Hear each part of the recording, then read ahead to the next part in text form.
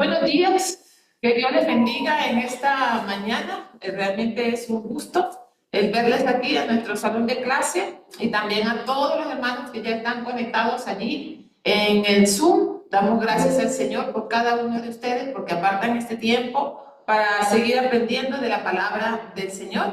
Así que bienvenidos todos. Vamos a tener un tiempo de oración, rogando al Señor que nos guíe en esta enseñanza de hoy. Gracias, Señor, por esta mañana. Gracias, Espíritu Santo, por la compañía, por tu presencia. Gracias, Señor, por la oportunidad de podernos conectarnos, Señor, desde el Zoom, aquí en el salón de clase, con este curso, Señor, de las parábolas de Jesús. Hemos aprendido, Señor, hemos sido enriquecidos estos sábados y hoy no es la excepción. Gracias, Señor, por esta clase. Gracias por el profesor Pablo. Gracias por la sabiduría que le regalas. Gracias por las experiencias y por el conocimiento que Él tiene, Señor, para impartir este curso. Rogamos que tú nos ilumines y que pueda ser, Señor, una gran bendición para nuestras vidas de manera académica, espiritual y personal. Gracias por los hermanos que vienen en camino, Señor. Bendíceles, tráeles con bien, y a todos los hermanos, Señor, que también están allí en el Zoom, sé con ellos desde sus casas, desde sus lugares de trabajo, Señor. Gracias por esta mañana, porque podemos ver tu misericordia y tu fidelidad una vez más. En el nombre de Jesús, amén y amén. Muy bien, les presento a Pablo. Ya ustedes lo conocen, ¿verdad? Ya él ha compartido algunas clases aquí en la Academia Bíblica. Él es originario de Guatemala. Él ya tiene algunos años aquí en CEMISUD, terminó su licenciatura en teología, también ha terminado una maestría también en teología aquí en CEMISUD con la Universidad del DI. Tiene estudios en filosofía, tiene estudios en historia, es ahora profesor de aquí de CEMISUD. Nos colabora también en Capilla del Valle, él es parte del Ministerio de Fotografía, así que él está allí pues colaborando y apoyándonos este tiempo. Muchísimas gracias, Pablo, por aceptar nuestra invitación en esta mañana y que bueno, que Dios ponga estas palabras sabias como siempre en tu boca. Bienvenido y la recibimos con un fuerte aplauso. Chévere. Todos mis hermanos, de nuevo, una clase más de la Academia Bíblica. Hay varios en el Zoom. Qué bueno, qué bueno. Traemos el tema de hoy, que es la oveja perdida, ¿sí? Que es una de las parábolas más, yo diría, más citadas tal vez de la Biblia, del Nuevo Testamento, porque siempre sirve para la tarea evangelística, ¿no? Siempre que si yo soy ministro, soy pastor, algo, y quiero predicar sobre alcanzar a los perdidos, entonces la parábola nos queda bien, ¿no? Nos queda perfecta, porque básicamente tiene que ver con la figura de la oveja, y quién pastorea la oveja, pues el pastor, y entonces es un buen caso, ¿no? Para poder ilustrar este tema de la misionología. Así que es una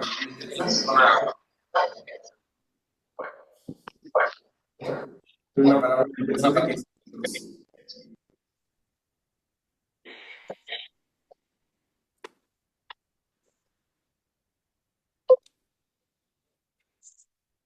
ok, ¿se oye? Sí.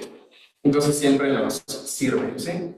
Voy a ser un poquito concreto porque tengo que atender una clasecita a las 9 en punto, así que vamos con todo, ¿sí? Bien. Yo puse acá el título era La oveja perdida, la búsqueda de los perdidos y la gracia de Dios.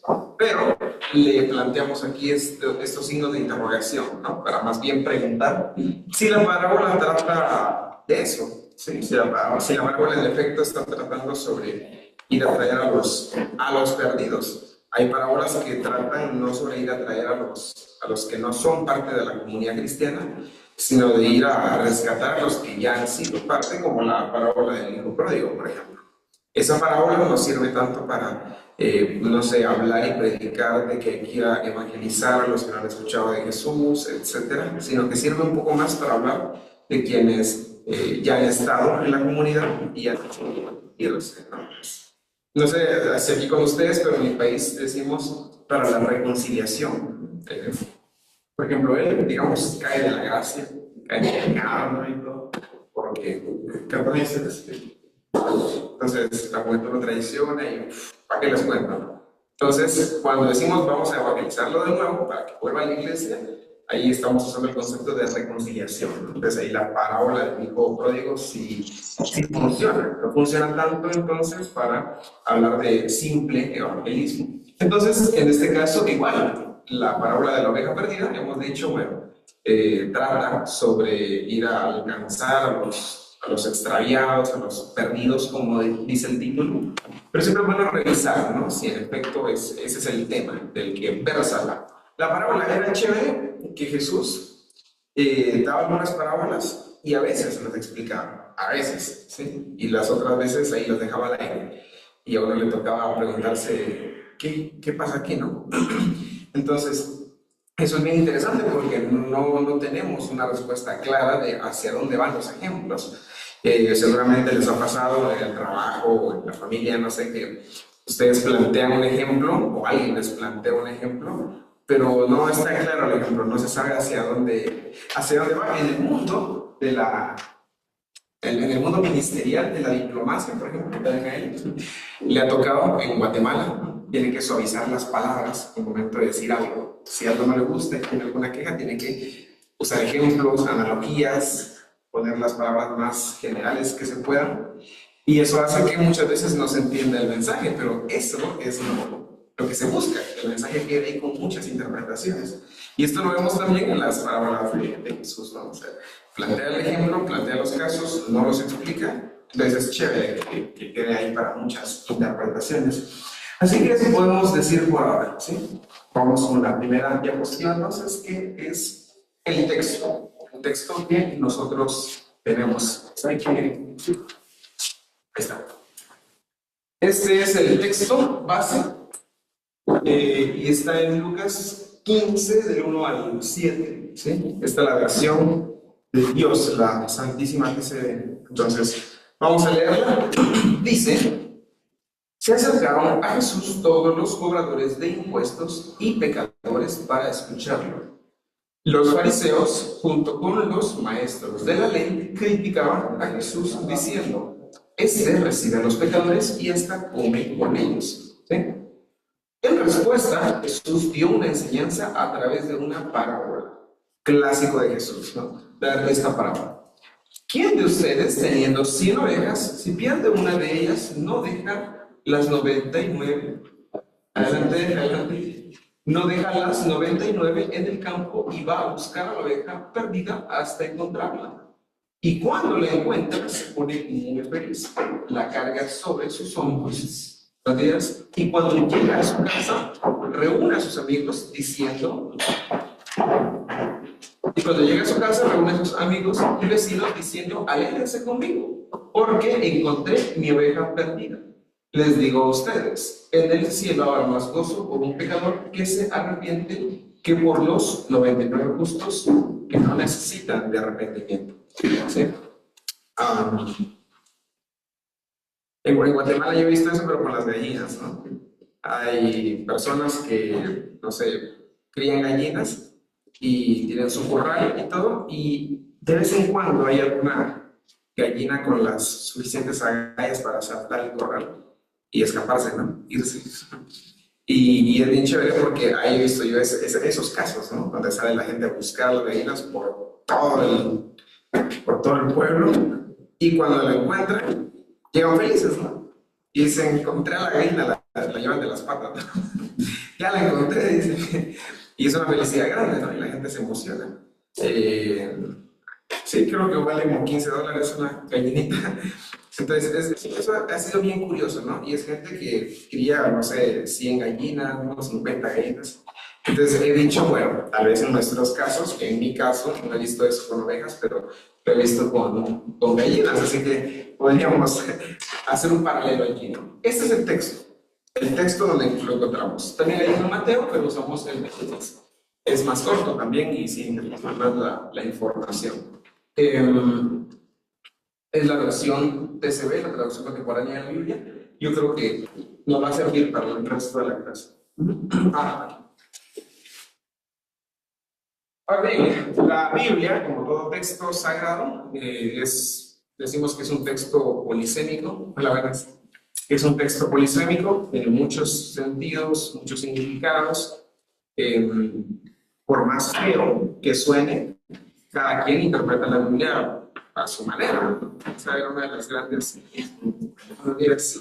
esa era una de las grandes ventajas o virtudes tenía la Santa Iglesia Católica, el Eres Católico, por cierto. Una de esas virtudes es que la predicación y la interpretación de la Biblia estaba como encapsulada, digamos, en el clero. ¿Sí? Fuera del clero no se podía interpretar el texto sagrado.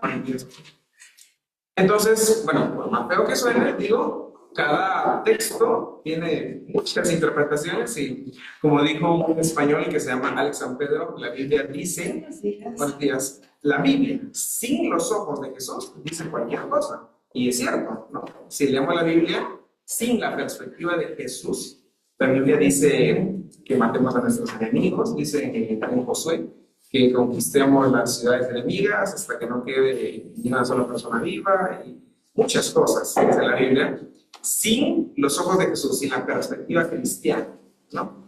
Hay un chiste de una persona que ya estaba muy triste, no sabía qué hacer con su vida y dice voy a consultar en la Biblia, ¿no? ¿Qué tengo que hacer? Necesito unos días contados. Entonces dice voy a abrir la Biblia para ver qué hacer y cuando abre la Biblia dice y Judas se ahorcó.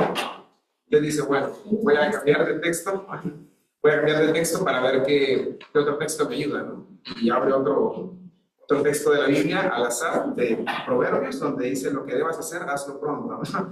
Entonces dice, claro, interpretando la Biblia de cualquier forma, o a como sea, la Biblia dice mil cosas, ¿sí? Cada situación es diferente, se utilizó la Biblia para justificar los procesos de conquista aquí en América Latina, ¿no? Los conquistadores como Juan Inés de Sepúlveda dijeron cuál es nuestro argumento primario para poder invadir América. Bueno, que Josué lo hizo. Entonces, la Biblia dice muchas cosas y tenemos 2000 años de historia cristiana. Y en esos 2000 años de historia cristiana, pues también la Biblia ha dicho muchas cosas y se ha interpretado de varias maneras. Así que vamos a intentar, explorar un poquito cuáles han sido los enfoques. En la era patrística, ¿sí? Teníamos una interpretación principalmente cristológica y alegórica, ¿sí? Entonces ya, ¿qué significa esto? Tenemos la parábola de la oveja perdida y lo que se dijo es, ok, Jesús es el pastor, ¿no? ¿Por qué era el interés en centrarse en la figura de Jesucristo? Porque en estos mismos años estaban los problemas, las controversias y los concilios cristológicos. Hoy en día tenemos claro quién es Jesús, qué hace Jesús. Tenemos una declaración de fe, él se sabe la declaración de fe de la Iglesia de Dios. Tenemos bien clara la idea de qué cosa es Jesús, pero en estos años no. En estos años estaban peleando, ¿sí? Si Jesús era hijo, ¿cómo es hijo de Dios o hijo de María? Si era engendrado, si no era engendrado, si era creado, si no era creado. Esta gente estaba peleándose por la esencia, digamos, de Jesús, se preguntaba. Entonces llegan a leer la parábola de la oveja perdida y dicen, bueno, sí, ¿no? Tenemos que centrarnos en Cristo como el pastor, ¿no? Y decir que Cristo es el pastor. Esto parece que no es importante, pero sí es importante porque dependiendo de la época ha habido un cambio en la lectura. En esta época era Cristo, pero vamos a ver más abajo, bueno, no lo puse, pero en el Renacimiento, en la época del Renacimiento, el foco estaba en el ser humano. Entonces, cuando la gente leía este texto, ya no pensaba en Cristo, pensaba en el ser humano, ¿sí? Ya no pensemos en Cristo como el pastor que rescata a la oveja, sino pensemos en el humano como aquel que tiene que ser rescatado, aquel que tiene que ser restaurado. Hay un cambio en el foco, ¿no? En el enfoque.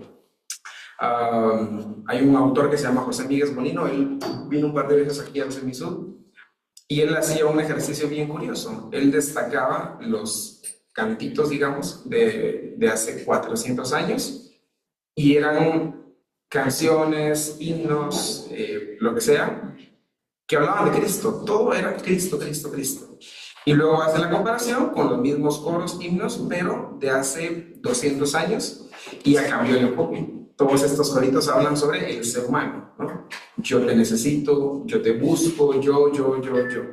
Esa es una comparación bien curiosa. Parece que esto no es importante, pero siempre va a ser importante. Entonces, por las controversias y por todas las discrepancias que había en torno a la figura de Jesús, era importantísimo definir quién era Jesús, ¿sí? Entonces, la parábola de la oveja perdida se utilizó para decir, bueno, Jesús es el pastor, ¿no? Debe ser el pastor y pues, no sé, la acción primaria de Jesús es salvar y buscar y salvar a la humanidad, ¿no? La humanidad somos las ovejas.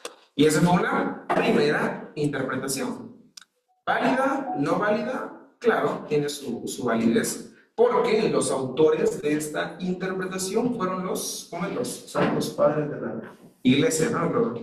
Los primeros cristianos del siglo II. Así que ahí tiene su respectivo valor, ¿no? Luego llegamos a la Edad Media. En la Edad Media, los debates de la primera época ya no eran debates, eran doctrina. Y como doctrina tenían que ser respetadas y tenían que ser acatadas por todos, ¿sí? En la primera época, en la patrística, se podía debatir acerca de si Jesús es o no es el pastor, si esta parábola tiene que ver o no con un tema misionológico, etc. Pero ya en la Edad Media se habían acabado esas controversias, esos debates, y ya está. Jesús es el pastor y Jesús tiene, la autoridad. Ya eso ya estaba claro, se convirtió en dogma, ¿sí? O sea, en una creencia incontrovertible. No se podía cambiar, no se podía dudar de ella, era dogma, ¿sí? Entonces ya en la Edad Media tenemos como el dogma y se hace una lectura espiritual y penitencial de este texto. ¿Qué significa? Que la oveja es el pecador que retorna a Dios, ¿sí? O sea, no es aquel perdido que nunca ha sido cristiano y yo voy a evangelizarle por primera vez. Es el pecador que vuelve a Dios. Y lo hace por medio de la iglesia y la confesión. ¿Quién es el pastor entonces para la Edad Media? Por ratos Jesús, pero es la iglesia, ¿sí? Y es la tradición, es la confesión. ¿En qué momento la oveja vuelve? Cuando yo soy la oveja y me voy a confesar con el curita, ¿no? Para poder saldar mis pecados. Y él me dice, ya has perdonado. Entonces ahí es donde recién, digamos, la oveja vuelve. Aquí en la Edad Media era complicado porque, digamos que la sociedad era... Ser cristiano era también una forma de politicidad, o sea, yo soy cristiano y por lo tanto estoy adscrito a un sistema político, ¿no? Yo no podía ser cristiano y estar en desacuerdo con el Estado romano o el Estado germano, que era mediado por la iglesia, era imposible. Si yo era cristiano, entonces tenía que acatar, por ejemplo, la autoridad del rey, porque el rey era rey porque Dios lo había designado como rey y el papa lo había ungido, o algún arzobispo o algún cardenal lo había ungido. Entonces, por esa razón, teníamos que aceptar también al rey, ¿no? Entonces, los que no aceptaban el dogma, los que no aceptaban la doctrina cristiana, eran vistos rápidamente como enemigos del Estado, ¿no? Eso, al menos eso es lo que dice Pannenberg, protestante.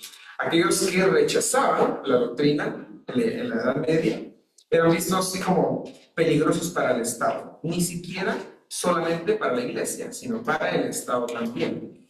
Por esa razón es que uno de los grandes reyes, por ejemplo, del Imperio Romano, romano-germánico, él se pelea con el Papa y le quita el papado, ¿sí? Porque el rey podía quitar el papado en el Sacro Imperio, siglo IX, y le quita el papado, pero el Papa le quita la salvación al rey, ¿sí? Entonces ahí se está como que a ver quién puede más, ¿no? Ajá, y a ver qué se hace. El Papa sigue siendo Papa, no se sabe, y el Papa pudo quitarle la salvación al rey, tampoco se sabe, y al final los demás reyes o los demás pueblos vasallos, digamos, ven esa situación y dicen, ¿y ahora qué se hace? Entonces se vuelve complicado, al final gana el Papa, porque los demás príncipes le dicen al rey, lo siento mucho, pero no podemos seguir a un rey que no es salvo, ¿sí? Entonces ahí el rey no tiene más opción que ir hasta el castillo de Canesa, en los Alpes italianos, para ir a pedirle perdón al Papa, ¿no?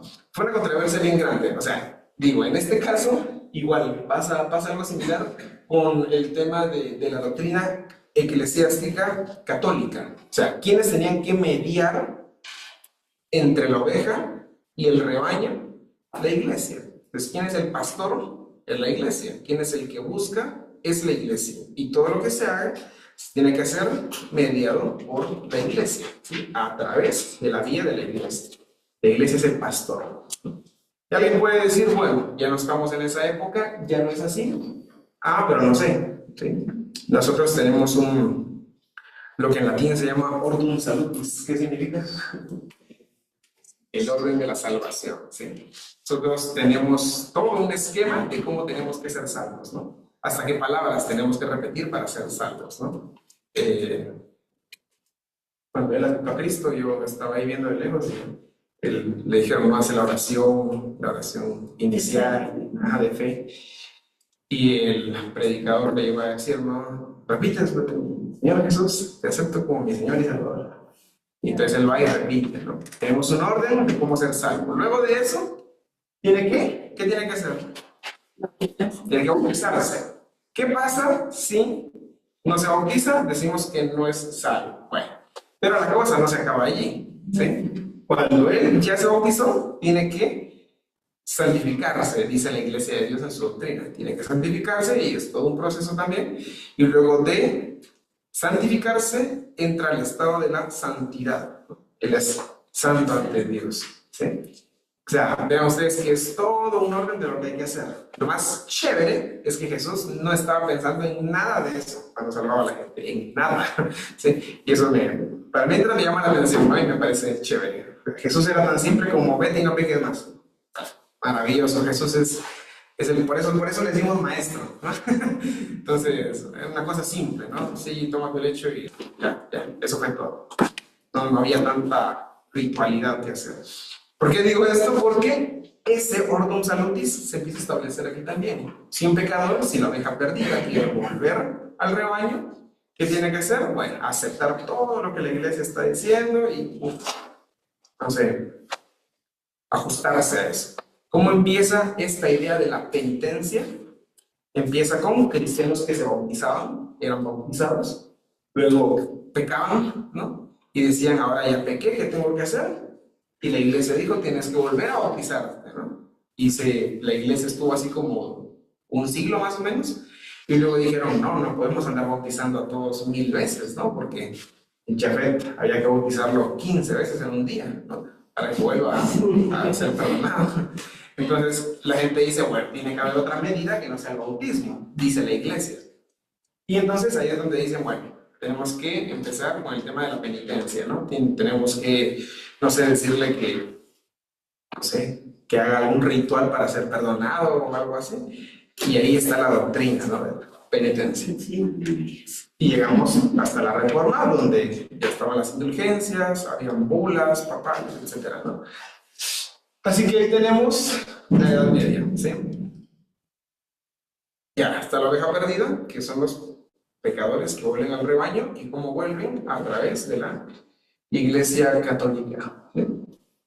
Luego llegamos a la Reforma Protestante. ¿Qué es la Reforma? Básicamente una negación del sistema doctrinal católico, ¿sí? Porque Lutero lo que hace es dañar la base. ¿Cuál era la gran base del sistema doctrinal católico? La tradición, por un lado, y también el magisterio, ¿no? La autoridad papal. Entonces llega Lutero y dice, nada de eso, ¿no? Entonces ahí tenemos la Reforma Protestante, aparece. Y allí tenemos lo siguiente, ¿sí? Interpretación de la gracia y la justificación por la fe. ¿Cuál era la gran pelea de Lutero con los católicos? El tema de la salvación, ¿sí? Entonces, de nuevo, Jafet había pecado 30 veces en un día, no, en una hora, ¿sí? Entonces, lo que tenía que hacer él era buscar los medios para ser salvo, y había varios mecanismos, ¿no? Estaban los rituales, estaba la confesión, estaba incluso el perdón del sumo pontífice en algunos casos particulares, y también el tema de las indulgencias, que ayudaba a contrarrestar esa carga de pecado, ¿no? Entonces, ese era el gran problema, esa era la gran problemática de la época. Y Lutero va hasta Roma, y cuando va a Roma se da cuenta que hay algo muy grotesco, ¿no? Hay gente que compra reliquias, que es una reliquia que yo diga, este es el teléfono que usó Jesús, ¿no? No, este es el teléfono que usó Moisés para sacarte una selfie en el Mar Rojo, ¿no? Esa es una reliquia porque la utilizó Moisés mismo, ¿no? Este es el bastón de fulano, esta es la trompeta de Gedeón. Entonces, este es un clavo de la cruz de Jesús, ¿no? Entonces, si lo compras y lo llevas, eso te resta un poco de carga pecaminosa, ¿no? Entonces, Lutero ve eso y dice, no, ¿verdad? Qué mal. Ese relato no me lo sé bien, pero había una escalera, no, si te lo sabes, ahí me acordás, donde la gente tenía que subir y hacer no sé cuántos rezos para subir cada escalón, ¿no? Hasta llegar a la cima, y ¡pum! Ahí ya estaban limpios. Una cosa bien rara, Lutero, que sabía latín y podía leer la Biblia, Lutero ve esa situación y dice, esto no se parece en nada a lo que dice el texto bíblico. Entonces, él dice, tengo que pelear con la Iglesia Católica, pero tengo que pelear con ellos el tema de la salvación, ¿sí? De la justificación, de la gracia.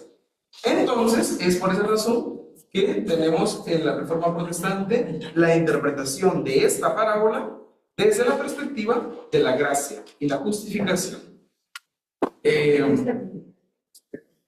Yo no sé ustedes, pero hay términos, hay conceptos que no son muy definibles a veces, ¿no?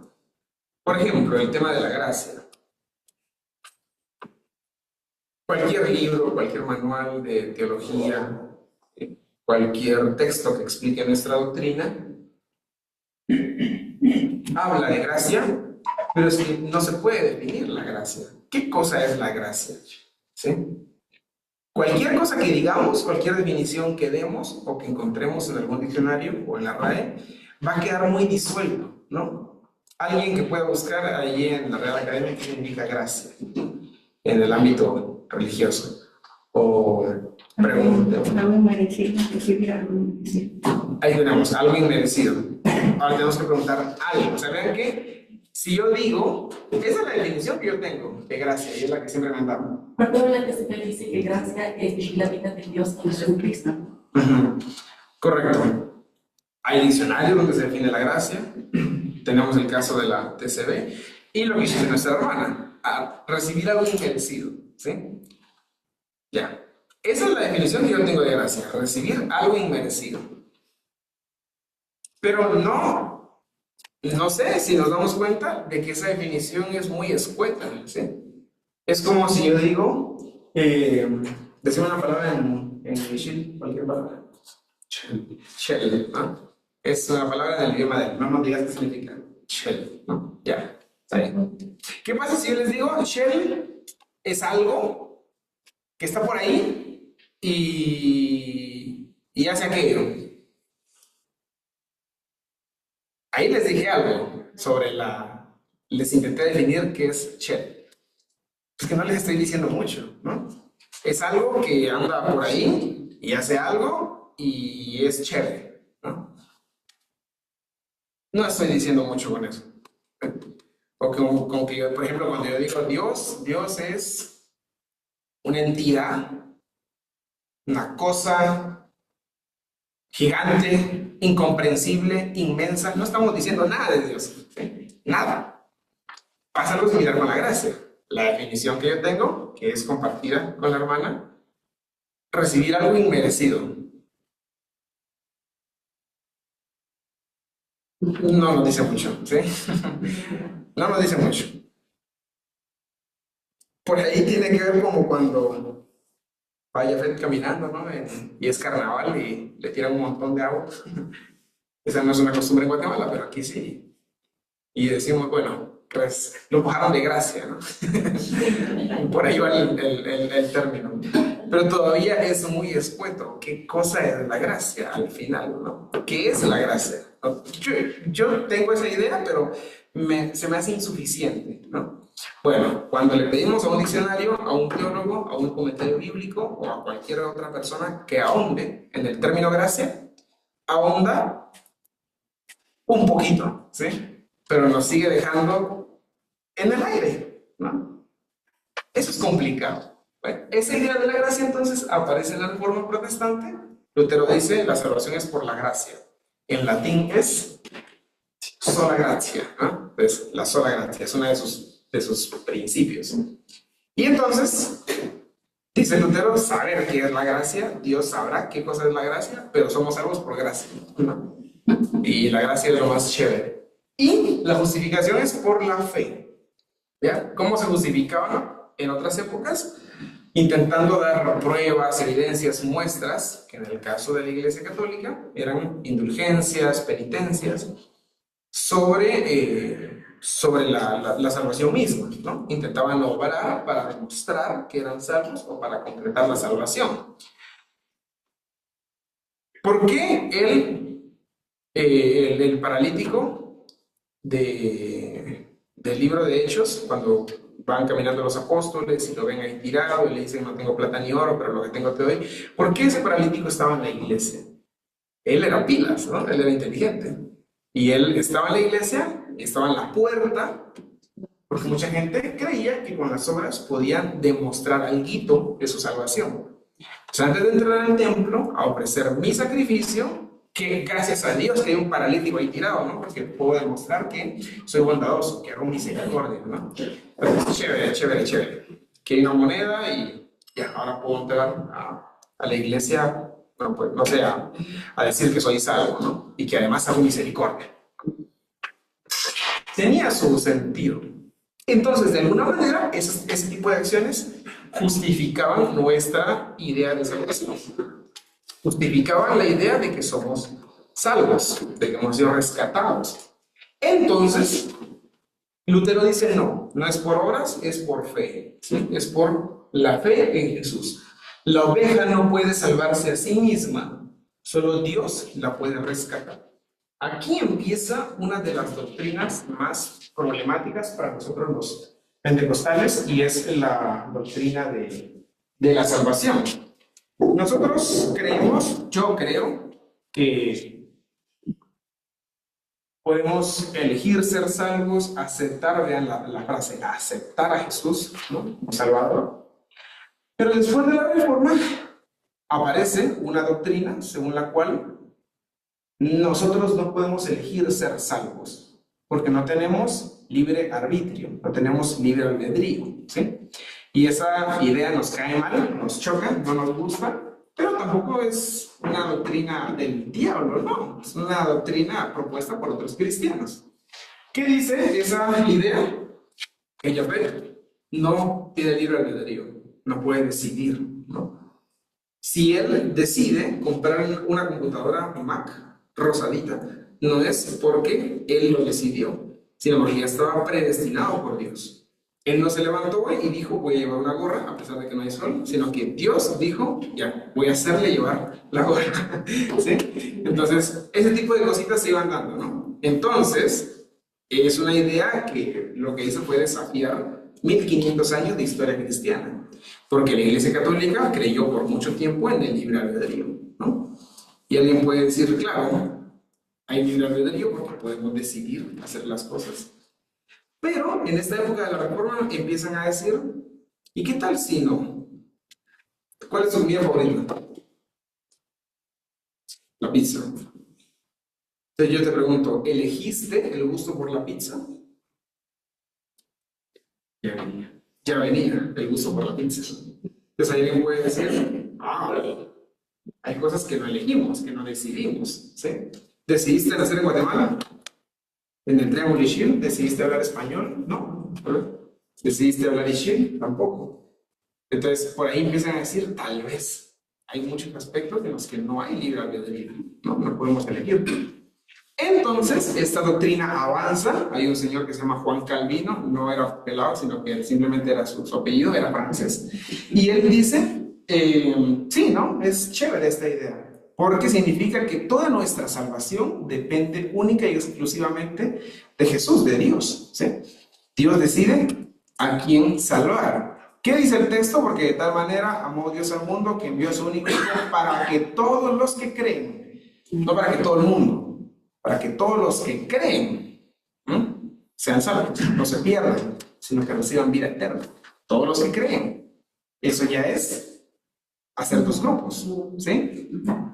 Es una doctrina bien curiosa.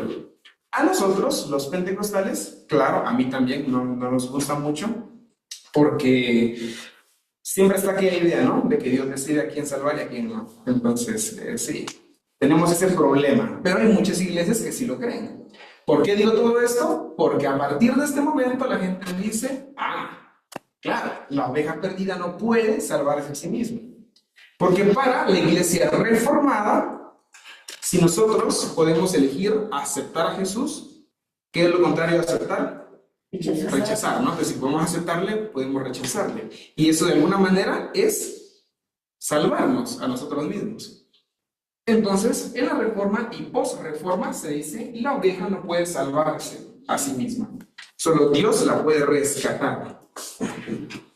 Esta parábola de la oveja perdida sí nos permite pensar un poquito en esa idea, porque vean que en la parábola es el pastor el que va a traer a la oveja cerca esta, ¿no? El pastor sale a traerla. La oveja no decide ir con el rebaño.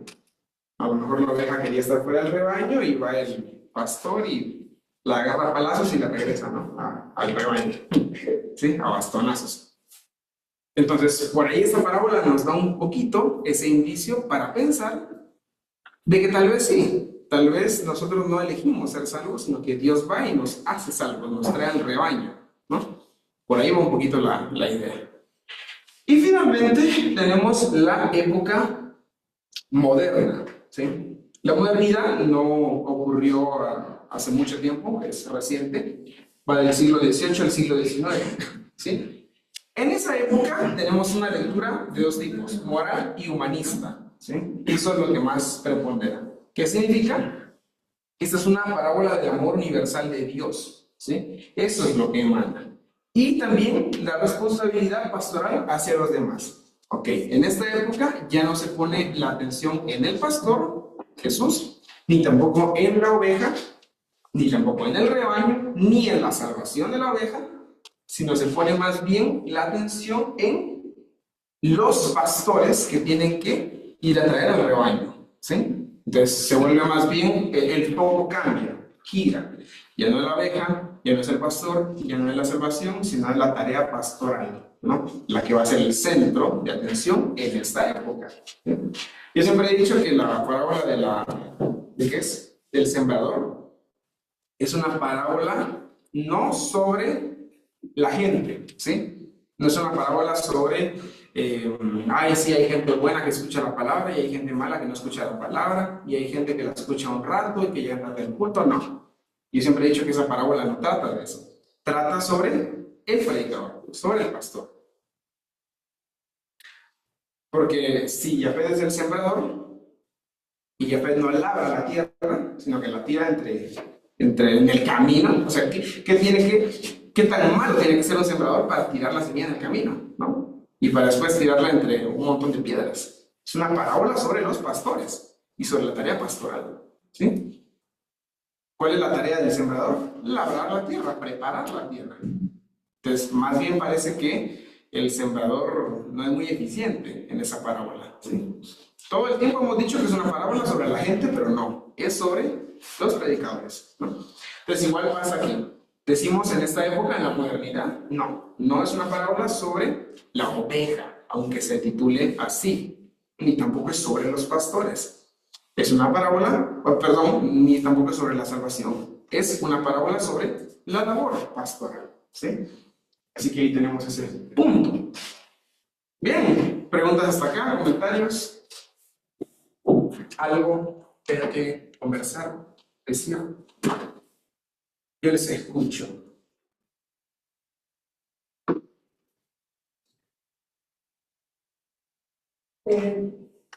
Ahí es donde dice de la época moderna y la responsabilidad pastoral hacia los demás, donde hay esa parte. No, bueno, en esa época debe haber estado muy bien, pero yo personalmente no creo que sea una responsabilidad pastoral específicamente, porque no puede el pastor estar atrás de cada persona para saber si está bien o está mal. Entonces, la parte que dice que el amor universal de Dios es verdadero, es cierto, pero esa otra parte no creo que deba de tomarse como una forma, digamos, de estar dentro de la salvación o de la aceptación de Dios. Sí, la oveja es oveja, pero tiene responsabilidad, ¿no? Tiene tareas, la oveja tiene labores, tiene cosas que cumplir, ¿no? Aunque por otro lado, el pastor, según la misma parábola, tiene que estar con todo el rebaño. Y tiene que estar tan pendiente del rebaño que si una sola oveja se escapa, tiene que correr, ¿no? Ajá, tiene que dejar exacto a las 99 e ir a traer a esa única. O sea, la parábola nos dice que a veces la tarea del pastor sí es estar muy al lado de la oveja, viendo qué es lo que... ¿Sí? Pero lo que usted dice también, esta solo es una analogía, la oveja. Pero podemos hacer una analogía con los hijos, ¿no? Los hijos son responsables y los papás tienen que estar siempre detrás, ¿no? Diciéndoles qué hacer o qué no hacer o vigilándoles. Porque son, al final, seres humanos, personas con su propio criterio y responsabilidad, ¿no? Entonces, en este caso, la analogía de la oveja no nos deja mucho espacio para pensar así.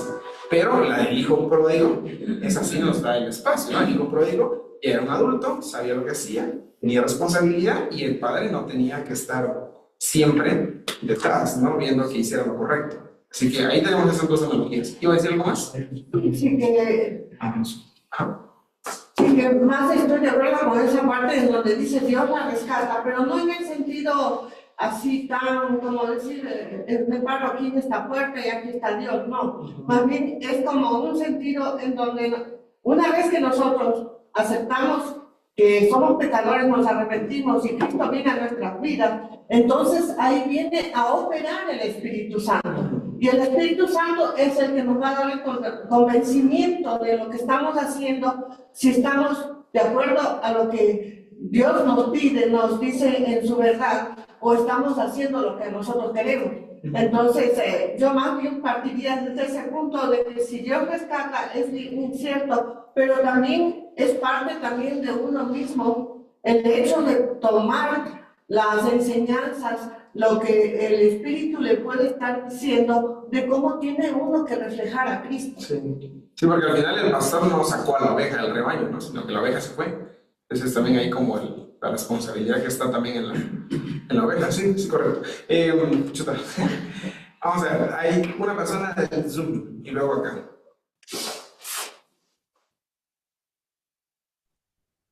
Sí, buenos días con todos. Bueno, yo creo al menos de que no solo el pastor tiene la obligación de estar pastoreando. Por ejemplo, en Capilla somos yo no sé cuántos y difícilmente de que solo el pastor, de los pastores estén pastoreando. Para eso Dios el momento que nosotros recibimos a Jesús y cuando dice ir y predicar, nosotros yo creo que nos convertimos parte de pastorear también ovejas cuando compartimos la palabra. Entonces es nuestra responsabilidad como hijos de Dios que compartir. ¿Eso es mi idea o estoy equivocada? Gracias. Claro, claro, está bien. O sea, es correcto. Al final, en la Reforma Protestante misma apareció un principio que es el principio del sacerdocio universal de los creyentes. ¿Qué significa? Que los pastores son pastores, pero nosotros también ejecutamos labores pastorales, ir a traer a alguien a su casa porque no quiere ir a la iglesia, pues, ir a decirle, mira, ya es tarde, pero te espero, ¿no? Vamos. Eso es una labor pastoral también, ¿no? Y es una labor pastoral que está siempre presente. Así que, no, ahí está bien, ¿no? Todos los cristianos somos sacerdotes, ¿no? Tenemos la habilidad y que también puedo decir, la necesidad de leer la Biblia y predicar, ¿no? No solamente el ministro que tiene credenciales, así que sí. Había acá una mano levantada y algún otra. Acá había una. ¿Ah? Hermano, al principio usted dijo que la Biblia, sin los ojos de Jesús, la Biblia dice cualquier cosa. O sea, la interpretación que están dando todos los hermanos es válida, porque cada uno, me imagino que ellos ven con los ojos de la Biblia. Entonces, la interpretación que usted está dando es válida, pero la de los demás también, si ellos ven con los ojos de la Biblia. Sí. Porque no es solamente la suya. O sea, yo sé que usted es teólogo y está muy estudiado, pero es su interpretación. Porque usted dice que usted la ve la parábola del sembrador, que va sobre los pastores, pero nosotros siempre lo hemos visto que va sobre diferente tipo de personas, ¿no? Que recibimos la palabra, uno que el terreno está preparado, que nosotros estamos, otros que no están. Eso es válido también. Sí, y esto no es tanto, ¿qué puedo decir? No es tanto relativismo, digamos, por si acaso, decir, ay, cada quien tiene. No, sino que yo siempre uso el ejemplo de Pedro y Pablo, que no es una canción, por cierto. Pedro y Pablo, ellos estaban en desacuerdo con muchas cosas, ¿no? Y ellos los dos eran apóstoles, no sé, lo máximo después de Jesús. Los apóstoles eran lo máximo que tenía la iglesia, eran autoridades, ¿no? Y había cosas para las que Pablo decía sí. Pablo interpretaba el Antiguo Testamento diciendo sí. Pedro interpretaba el Antiguo Testamento diciendo no, como el tema de la circuncisión, por ejemplo, ¿sí? Entonces, es chévere porque ahí ambos eran apóstoles, técnicamente ambos estaban casi en lo correcto, ¿no? Y ambos eran apóstoles, con interpretaciones diferentes. Hay un texto, no recuerdo donde Pablo le llama hipócritas a los discípulos de Pedro, o algunos de los discípulos de Pedro, ¿no? Y hay versiones en donde se sugiere que Pablo incluso le está llamando hipócrita al mismo Pedro, ¿no? Y los dos eran apóstoles. Entonces, eso es bien curioso y bien chévere también, porque ocurre. Ya estaba la interpretación en los años de Jesús. Los fariseos tenían una interpretación de la ley, una interpretación de la Biblia. Y llega Jesús y dice, no, esa no es la interpretación. Y luego Jesús se va al cielo y sus discípulos le cambian un poquito la interpretación. Así que claro, es válido, ¿no? Es válido, no obstante, también está en la iglesia la habilidad y el poder de juzgar aquellas interpretaciones que les lleguen, ¿no? Hay textos en Corintios donde el apóstol Pablo le dice a la iglesia de Corinto, ustedes son los encargados de escuchar las prédicas, de escuchar las enseñanzas y ver cuáles van acorde al mensaje de Jesús, cuáles van acorde al evangelio que les hemos predicado. Y ustedes deciden quiénes son los falsos, los verdaderos profetas.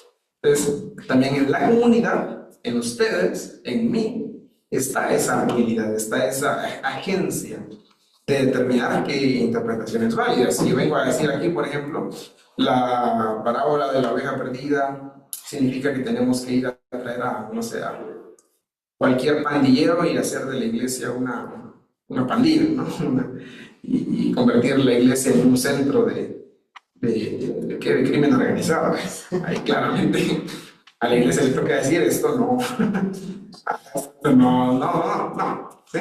Entonces yo diría que sí, las interpretaciones que han dado los demás colegas son válidas, tienen su validez, y está siempre en la iglesia la tarea de juzgar. Chévere. Antes acá había uno o no, no me acuerdo. ¿No? Entonces allá, ¿no? Buenos días a todos. Y mi inquietud es acerca de la reforma protestante de Lutero. Tal vez esto se refiere a quien protestaba acerca de los preceptos de las doctrinas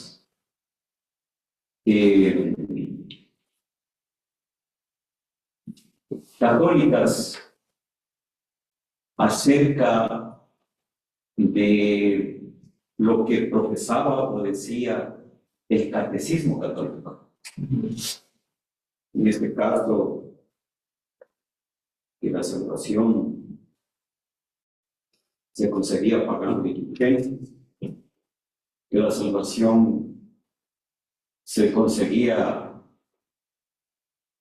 haciendo rezos y subiendo escalones o gradas,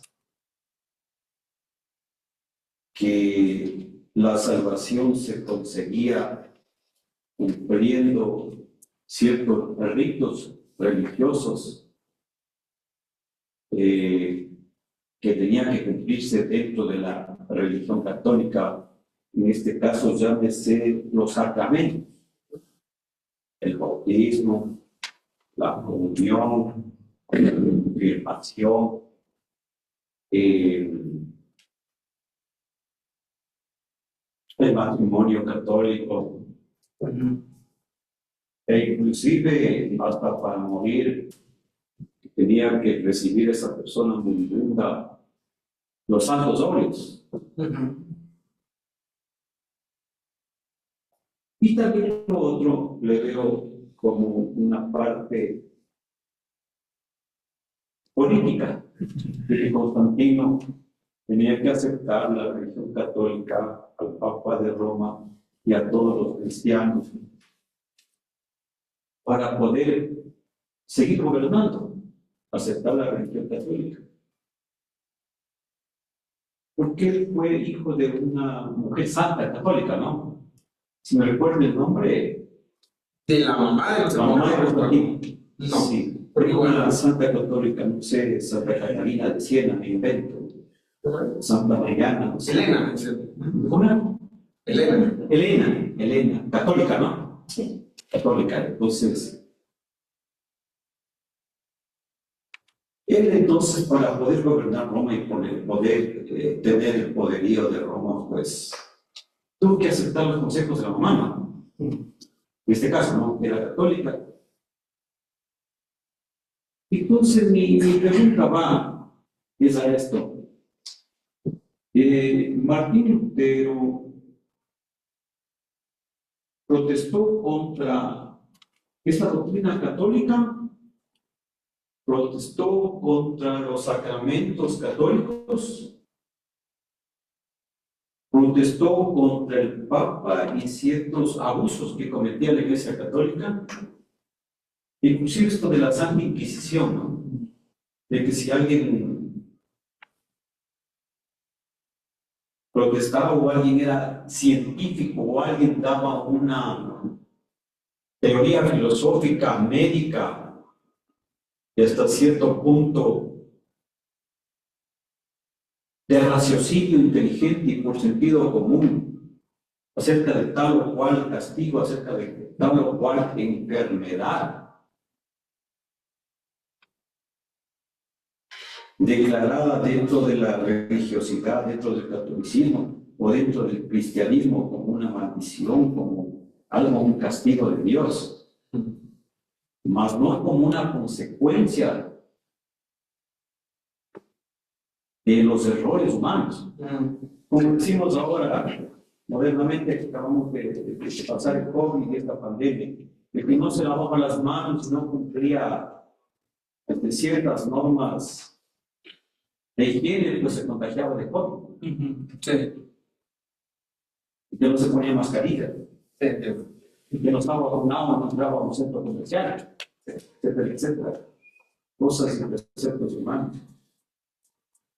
Y yo quiero comparar todo esto, estos actos de religiosidad, estos actos de doctrinas de diferentes iglesias, católica, apostólica, romana, la iglesia calvinista, adventista, etcétera, etcétera, que tienen diferentes prohibiciones, inclusive ciertas sectas dice prohíbe comer cerdo, prohíbe tomar café, prohíbe ir a las fiestas de tal, prohíbe celebrar los cumpleaños, etcétera, etcétera. Entonces mi pregunta va más allá de todo esto. Y tomo el ejemplo que dio usted de Pedro y Pablo. inclusive entre los dos se daban un poco de todo, y la hipocresía de la iglesia, la hipocresía de la religión, la hipocresía, inclusive hasta de ciertas doctrinas impuestas por los hombres. Así, digamos, para sintetizar en una pregunta, ¿cuál podríamos decir que es la consulta para El yo? meollo del asunto. Ah, Jesús simplemente dijo, no es lo que entra al hombre cuando le dijeron que su propio te lava las manos para comer. No es lo que entra en el hombre lo que contamina al hombre, sino lo que sale del hombre. sí, sí, correcto. Eso es todo el meollo del asunto, eso es todo, porque muchas veces todas estas cosas causan cierta confusión, ¿no? El protestantismo.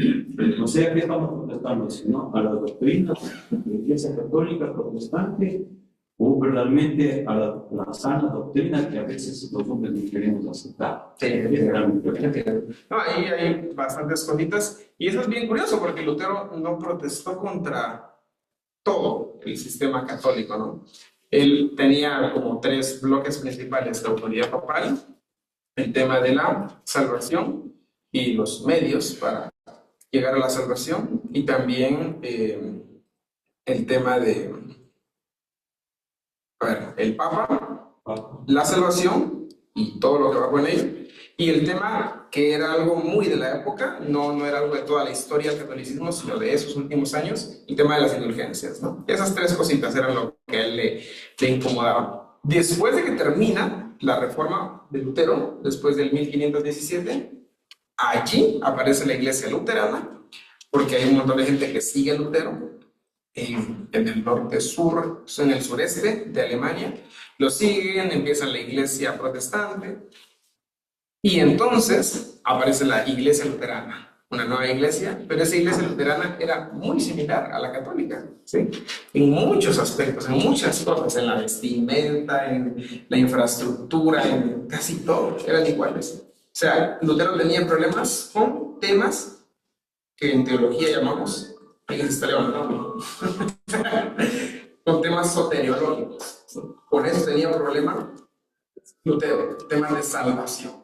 Todo lo demás a Lutero le gustaba. Entonces yo diría que allí la protesta de él no fue contra todo el catolicismo, sino contra la doctrina de la salvación católica, ¿no? Entonces, así que chévere. Sí. Acá había una pregunta. Bueno, realmente cada situación, cada interpretación que se da a la Biblia en general, la historia que hemos vivido en cuanto a las cosas que nos agradan, o que creemos, o que no creemos, es digno de respetar, digo yo. Lo que se ha dicho aquí también es digno de respetar. Pero yo entiendo que la gracia, la salvación, de lo que estamos tratando de entender, no es humanística, no es una obra humanística. Porque si es que fuera humanística, o que yo creo, o que yo aprendí así, o lo que sea, no necesitaría estar aquí, no necesitaríamos de Dios. Es una obra total y absolutamente divina. Eso es todo. Sí, claro.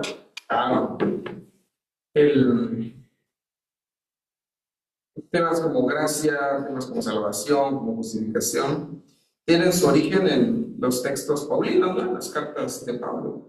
En este caso, lo que ellos hicieron fue cambiarle el enfoque. En todo tiempo y en todo momento se habló de gracia, se habló de salvación, de justificación, pero aquí, en cada una de estas etapas, lo que hicieron fue cambiarle el foco nada más, ¿sí? Poner la lupa en diferentes partes del relato, ¿no? Manejaron en todo tiempo temas de gracia, temas de justificación, Pero en la patrística hablaron de gracia, de justificación con esta parábola, pero con el foco en el pastor, ¿sí?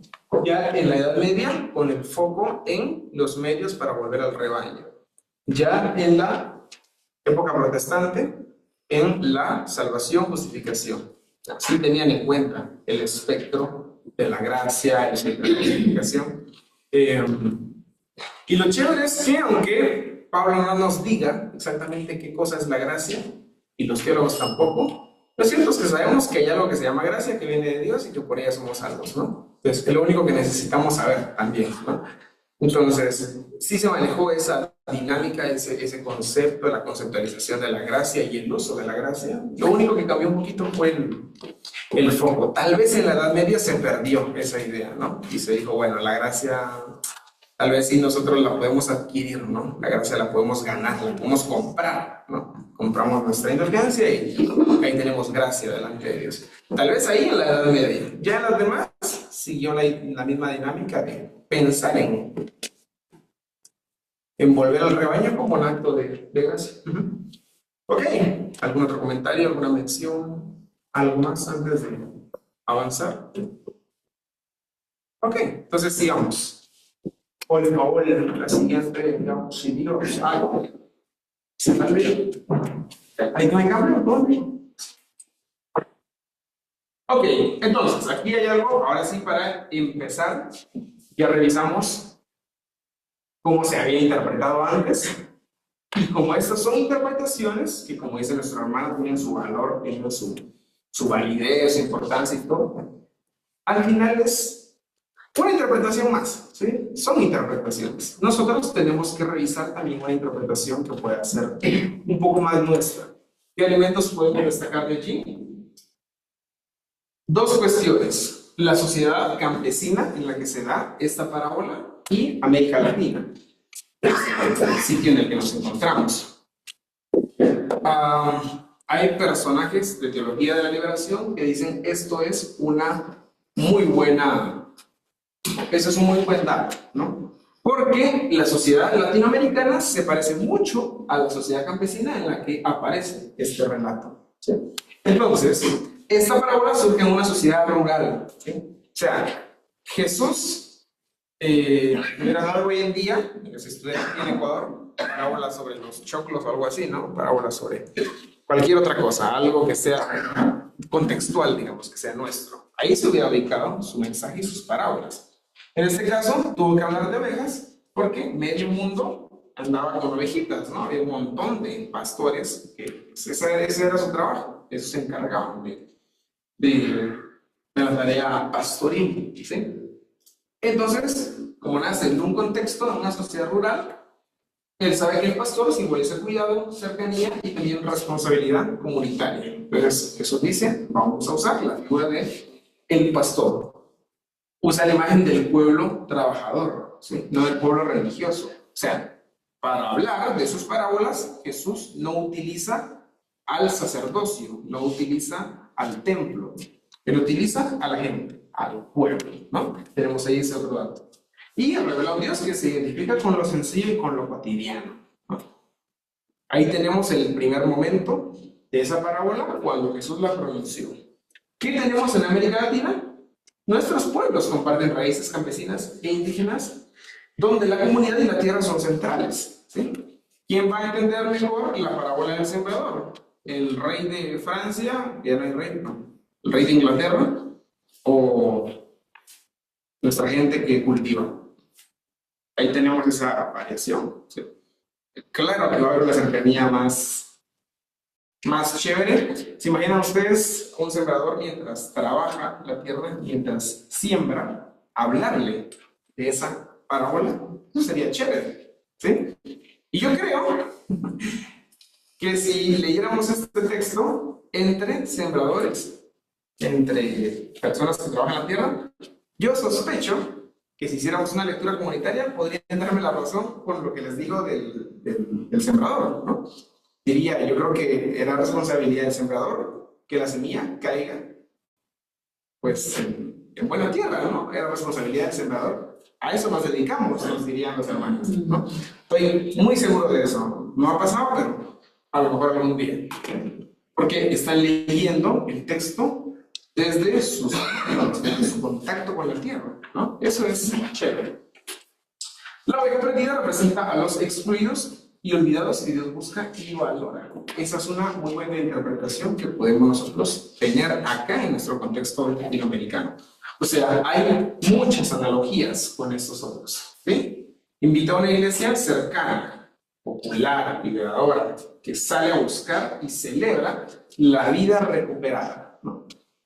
¿Por qué planteo esta diapositiva? Para decir, nuestro lugar aquí en América Latina nos da la oportunidad de leer el texto, ya no como estos, como estos, como estos y como estos, sino leerlo ahora con nuestra interpretación latinoamericana.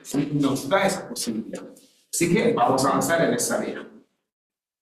¿Cuál es el contexto literario, no histórico, literario de esta parábola? Nos quedan unos minutos para esto. ¿Sí? Vean, Lucas 15 forma parte del viaje de Jesús hacia Jerusalén. ¿Sí? Ahora, aquí tenemos una sección donde el evangelista acentúa el tema de la misericordia divina, la acogida de los marginados y la alegría del reino. Vamos a ver, cuando entremos al texto, el texto dice que los fariseos llegaron a molestar a Jesús porque Jesús estaba comiendo con publicanos, y esos publicanos eran marginados, ¿sí? También de alguna manera era una forma de ser marginados. Tenían plata, tenían dinero, pero la gente no los quería. Ok, en ese mismo capítulo tenemos varias parábolas que tienen que ver con lo perdido y lo hallado, con lo que se pierde y con lo que se recupera. Tenemos la de la oveja perdida, tenemos la de la moneda perdida y el hijo pródigo. Son tres palabras que tienen el mismo tema, lo perdido y lo hallado, ¿no? O sea, ¿qué hacemos con lo perdido? Hallarlo, ¿no? Recuperarlo, encontrarlo, etc. Entonces, esta parábola de la oveja perdida está inserta en esta misma dinámica de hablar de lo perdido y de lo hallado. Estas tres parábolas responden al mismo conflicto narrativo, ¿sí? La murmuración farisea por la cercanía de Jesús con los pecadores. Ese es el gran problema, ¿sí? Esa es la gran situación que está acá presentada, ¿sí? ¿Cuál es el contexto inmediato? Literario. Una pelea, una contienda de tipo teológica y también de tipo social. Es eso, así es simple. Lucas, más que Mateo, Marcos, enfatiza la alegría y la compasión de Dios frente a los excluidos. Eso es importante, porque este relato no está solamente en Lucas, pero Lucas tiene ese énfasis, ¿no? De hablar de cómo hay alegría cuando se recupera algo, ¿no? El lenguaje de buscar, ¿no? Y salvar, es la realidad. Ahí lo tenemos, eso es chévere, ¿no? ¿Ok? Ya cuando hablamos del contexto histórico y social, tenemos que en el siglo I, los pecadores, a ver, hoy en nuestro día decimos los pecadores son aquellos que no van a la iglesia. Es así de simple para nosotros, ¿no? Si no van a la iglesia de Dios Capilla del Valle, entonces no son salvos, ¿no? No, son aquellos que no son cristianos, que no son parte de la comunidad, que no son... Incluso para nosotros, los católicos, de vez en cuando pensamos que son perdidos, ¿no? Cristianos, al final. Entonces, para nosotros los pecadores son aquellos que no son parte de la comunidad. Pero en el siglo I, en el pueblo judío, todos o la mayoría eran parte del pacto, porque ellos no tienen la dinámica nuestra de ser salvo, ¿sí? ¿Qué tenemos que hacer nosotros para ser salvos? Ir a una iglesia, que oren por nosotros, somos salvos, nos bautizamos y ya.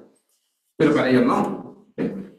Ellos nacían, eran circuncidados, a lo mejor presentados en el templo, y ya está.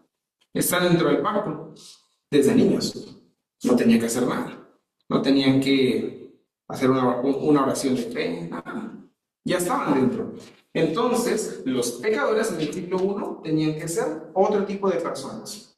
Digámoslo así, gente de la comunidad, pero consideradas impuras, o realmente marginadas según la ley. ¿Quiénes eran estos? Usualmente recaudadores de impuestos, o sea, los publicanos, las prostitutas y los pobres sin posibilidad de cumplir los ritos. ¿Por qué ocurre esto? Había que hacer algo en el templo frecuentemente y es ofrecer sacrificio, ¿no? ¿Qué tenía que hacer yo para no sé, para recibir misericordia y perdón constantemente? Ir a hacer una ofrenda o un sacrificio. Tenía que ir a mandar una vaquita o una ovejita o algo. Pero ¿qué pasa si soy pobre y no tengo ovejas? Había diferentes dinámicas, ¿no? La ley permitía sacrificar aunque sea una paloma o incluso sacrificar un poco de harina. O sea, los que no tenían nada, no tenían ovejas ni nada, podían tomar harina un poco y llevarla al templo, ¿no? Aquí está mi sacrificio, y eso era todo. Pero había gente que de verdad no tenía ni un poco de harina. Cuando tenían un poco de harina, no podían comer porque no tenían aceite, no tenían las demás herramientas para prepararse un poquito de pan, ¿no? Había gente que no tenía nada que sacrificar en el templo, ¿no? Entonces, había también pobres, sin posibilidad de cumplir con esos ritos. ¿Y qué tal si yo, no sé, vivo en un poblado lejano, soy pobre y necesito al menos $5 para ir a la ciudad más próxima y hacer ahí mi sacrificio, y no tengo ni $5? No puedo tampoco cumplir el rito, ¿sí? Era un problema. Los fariseos y escribas, esos son las figuras más importantes, representaban la ortodoxia religiosa y la fidelidad a la ley de Moisés. Ellos eran los policías de la ley, ¿no? Los vigilantes. Ellos eran los encargados de eso. Es bien curioso porque los fariseos no pertenecían al cuerpo sacerdotal, o sea, no estaban en el templo, ¿sí? Ellos estaban en las sinagogas, en el templo. ¿Quiénes estaban? Los sacerdotes, ¿no? Que eran otra casta política también, religiosa y política. Los fariseos, que no eran gente mala, mucha gente los quería. En los evangelios nosotros creemos que son malos porque a cada rato Jesús está peleando con ellos, pero no eran gente mala, ¿sí? La gente los quería, la gente los apoyaba, la gente los validaba, la gente les tenía mucha estima, ¿sí? Entonces, estos fariseos eran básicamente eso, ¿no? La representación de cómo hay que ser religioso de forma correcta. Hoy en día, no sé, tal vez serían como los modelos del buen cristiano, ¿no? Algo así. Entonces, va por ahí. Los fariseos y los escribas tenían un énfasis bien puntual y era el tema de la ley, ¿sí? Tenían que centrarse en la ley de Moisés. Tenían que estudiar la ley de Moisés. Y a ver, ¿qué pasa a ustedes cuando algún amigo o alguien más estudia Derecho, por ejemplo, y recién se gradúa de Derecho? Va por el mundo diciéndonos todo lo que está ilegal, ¿eh? ¿Y cuántos años de cárcel nos van a caer por tirar un chicle en la banqueta, ¿no? Claro, porque ese es su énfasis. Estudió 5 años para eso, 4, no sé cuántos. Tiene una maestría a lo mejor en Derecho Penal o algo así. Entonces, andan por la vida diciéndonos qué cosa es ilegal, qué cosa es legal, qué podemos hacer, qué cosa no podemos hacer. Y bueno, uno dice, está bien, ¿no? Es para lo que estudian. Los fariseos y escribas, en su estudio, ese era el foco, la ley de Moisés. Entonces, claro, salían de sus escuelas rabínicas a decir, esto está mal, esto está bien, esto se hace, esto no se hace, esto contradice la ley, esto viola la ley. Casi que eran juristas, ¿no? Entonces, bueno, los tenemos aquí. Comer con alguien implicaba aceptar su comunión y dignidad. ¿Sí? Chévere. O sea, solo por preguntar, ¿alguien ha visto una película que se llama El Padrino? Es ya de hace años, ¿sí? Algo así, sí, El Padrino. Creo que es Martin Scorsese. Es chévere porque en la primera parte de esa película es la boda de la hija de este gángster, de este narco, y su hija se está casando y él pregunta por sus invitados. Y los únicos que no llegaron fueron magistrados, senadores, diputados, congresistas, ¿no? Y claro, ¿por qué no llegaron? Porque llegar a la fiesta de un gángster o de un narcotraficante era una forma de decir, nos llevamos bien con la mafia, ¿no? Por eso no llegaban, por eso no tenían comunión, ¿sí? Con ellos, porque de alguna manera era verse envuelto en el círculo. Entonces pasa algo similar acá. Comer con alguien implicaba aceptar su comunión y dignidad.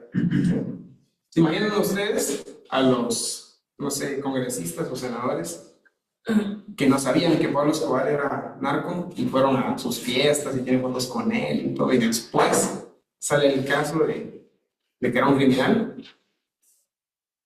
A esos congresistas son a los primeros a los que van a fiscalizar, ¿no?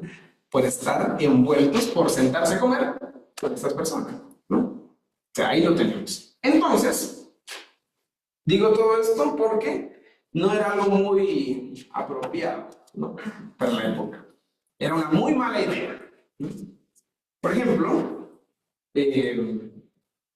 Chepe, cuando vuelva a Guatemala, no va a comer con una casta política específica, ¿no?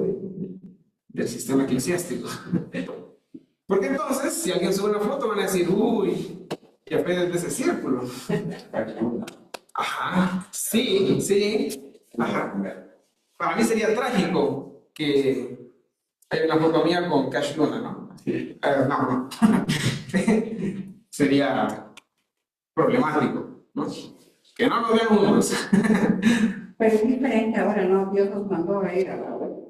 Sí, en todo caso yo tendría que ir con Cash Luna a decirle, a ver, vamos a explicar el tema de los dones, ¿no? Sí. Bueno, sí, mejor sí, entonces intenta comer con ellos. Pero, básicamente ese era el problema. Por eso, la crítica no es menor. Jesús rompe límites sociales y religiosos de pureza. ¿Sí? Básicamente es eso. También pensemos en lo siguiente, ¿no? ¿Qué tal si, no sé, vamos otra vez con Jafet, ¿no? A tomar por ejemplo. Entonces Jafet tiene un montón de amigos que son cantineros, ¿no? Son, no sé, trabajan en esos sitios de dudosa procedencia y todo, pero son amigos de la infancia. Cuando vuelves a Guate te dicen, pues somos amigos, quiero que vengas, ¿no? Y los saludas. Eso no es comprometedor. Tener que ir a una taberna, ¿no? A saludar a tus amigos. Ahí te entras en un conflicto, porque la iglesia sí le van a decir, hermano, puedes saludar a tus amigos, pero invítelos a la iglesia. Salúdenlos aquí. No van a dejar que vayan allá. Eso es conflictivo. Y ahí Jafet tendría un conflicto más porque tendría que decir, bueno, ¿será que también yo voy a seguir el ejemplo de Jesús y voy a romper límites sociales y religiosos de pureza? No sé.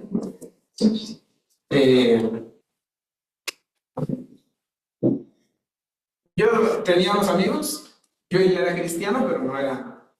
No estaba intentando ser ministro, entonces tenía como 15 años, ¿no? Y tenía amigos que yo me sentaba con ellos, ¿no? Eran mis amigos. Y un día salí con ellos y llegamos a un restaurante. Y ellos pidieron dos cervezas Corona, ¿no? Ajá, o Jaime, no me acuerdo. Y yo pedí una Coca-Cola. Y siempre se tomaba una foto, ¿no? Yo con mis dos amigos, las dos Coronas, y mi Coca-Cola, ¿no? Y yo en ese momento, porque no tenía credenciales, yo dije, bueno, me da igual que publiquen la foto, yo estoy con mi Coca-Cola, ¿no? Y me regañaron, me dijeron de todo en la iglesia, ¿no? Pero estaba tomando Coca-Cola, ¿no? Yo solamente los acompañé, ¿no? Se embriaguen, no es problema de ellos, yo estaba en lo mío, ¿no? Bueno, ahí hay un ejemplo, allí hay un caso, ¿no? O sea, nosotros no sé si lo dimensionamos, pero para la época Jesús caía muy mal. Jesús no le agradaba a un montón de gente.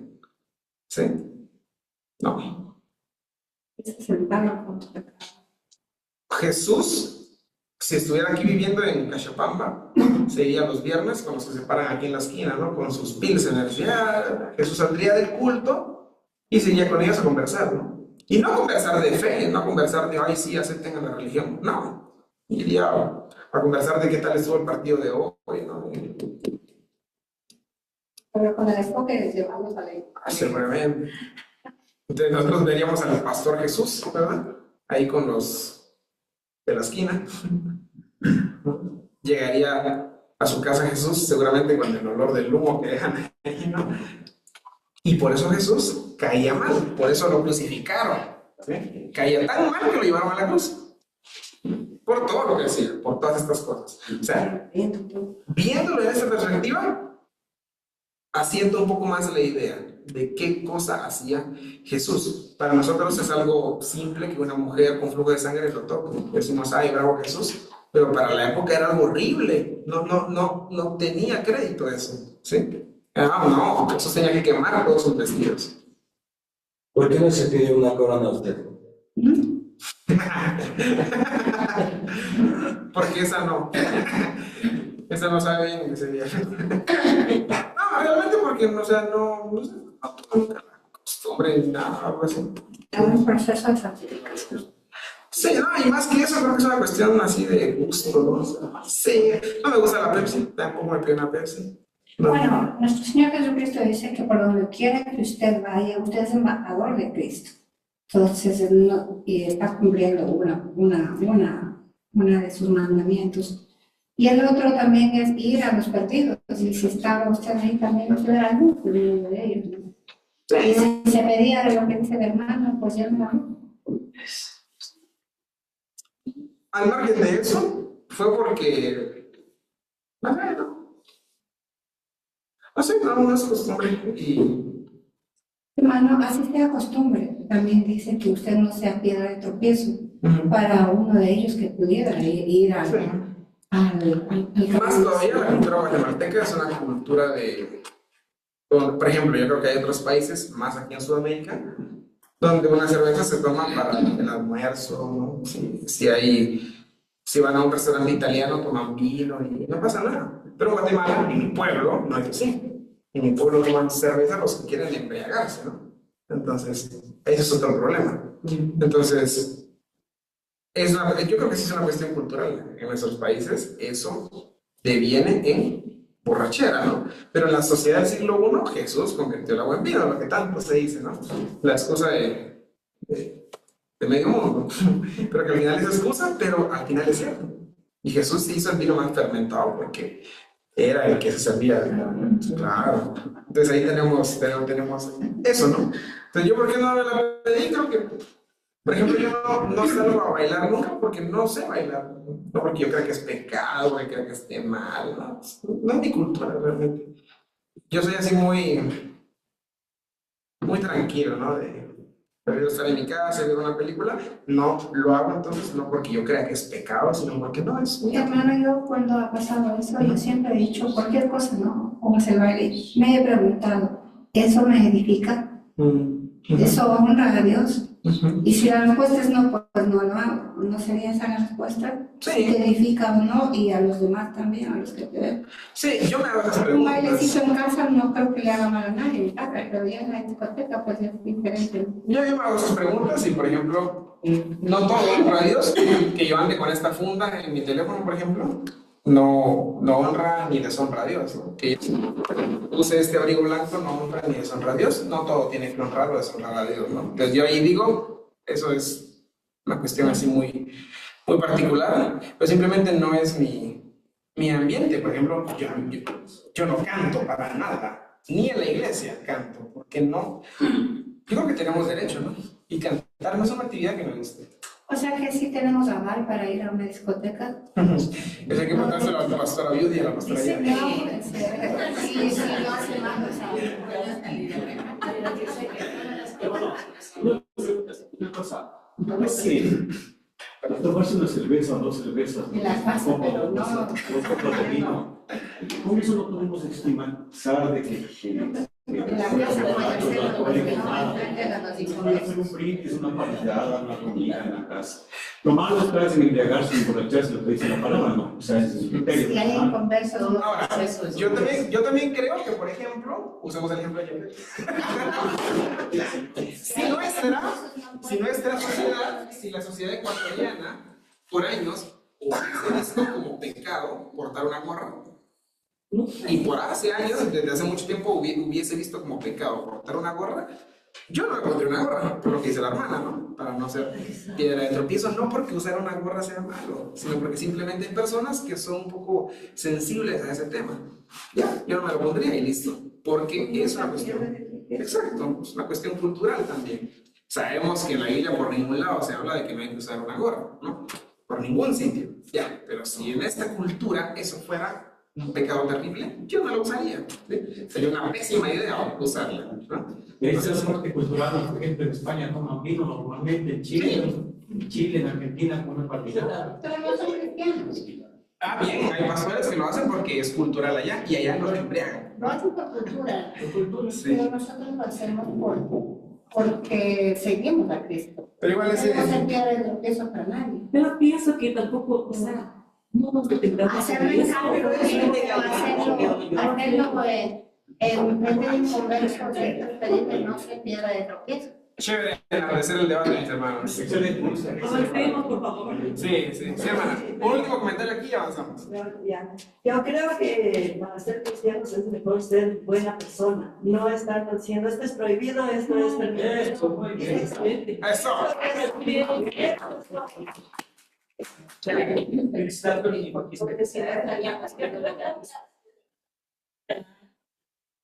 Ok. Revisemos el verso 1 y 2, ¿sí? Porque nos queda poco tiempo.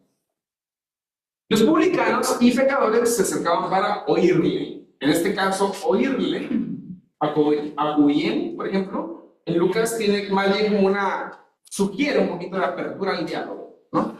Es como cuando nosotros decimos, bueno, alguien está hablando de, no sé, de X candidato político, entonces vamos a acercarnos con buena intención para escuchar la propuesta política, ¿no? Para ver qué es lo que propone este candidato.